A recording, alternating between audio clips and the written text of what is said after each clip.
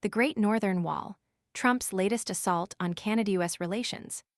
The seemingly innocuous act of crossing the border between Canada and the United States is about to become significantly more arduous for Canadians. A new, rigorously enforced regulation, born from the increasingly strained relationship between the two North American neighbors, mandates biometric registration for all Canadians staying in the U.S. for over 30 days.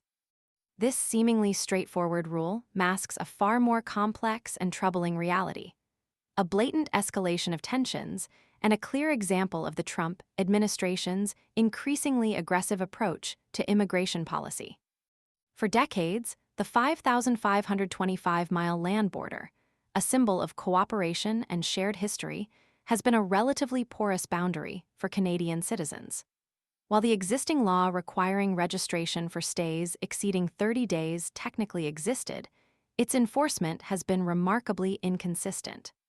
This lax application, historically tolerated, has now been abruptly replaced by a crackdown fueled by a potent cocktail of political maneuvering and escalating trade disputes.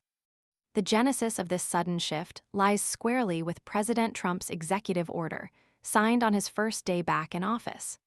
This decree, devoid of the usual diplomatic niceties, delivered a stark message: the existing regulation would be enforced with unwavering resolve. The order spelled out the consequences of noncompliance in stark, uncompromising terms.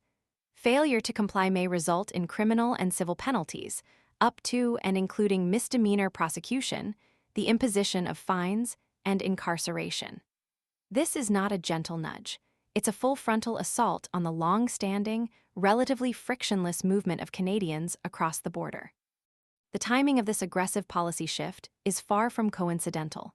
It arrives amidst a perfect storm of deteriorating relations between the two countries. President Trump's persistent, and often provocative, calls for Canada to become the 51st state of the U.S. hang heavy in the air. While presented as a jest by some, many Canadians perceive it as a veiled threat of annexation, a stark reminder of the power imbalance inherent in the relationship. This rhetoric, coupled with the imposition of hefty tariffs on Canadian steel and aluminum, a 25% levy, echoing the tariffs imposed on other goods, has pushed the relationship to the brink.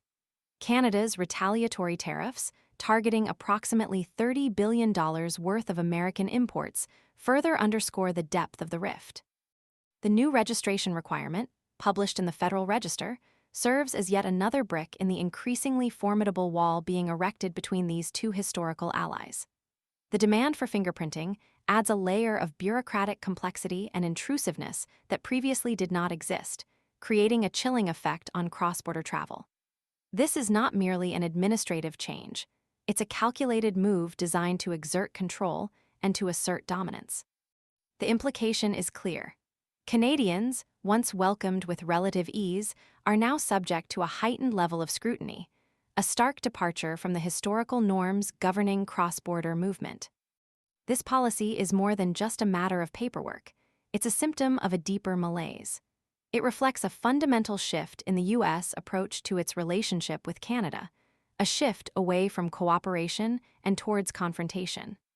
The economic repercussions are already being felt, with businesses on both sides of the border struggling to navigate the new landscape of tariffs and restrictions. The social consequences are equally significant, impacting families, communities, and the long-standing cultural exchange that has characterized the relationship for generations. The irony is palpable. While the U.S. claims to be strengthening its borders, it is simultaneously weakening the bonds of friendship and trust that have underpinned the relationship with its closest neighbor for decades.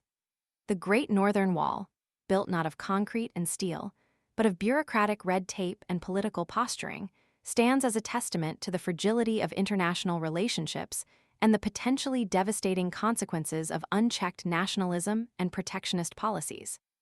This is not just about fingerprints.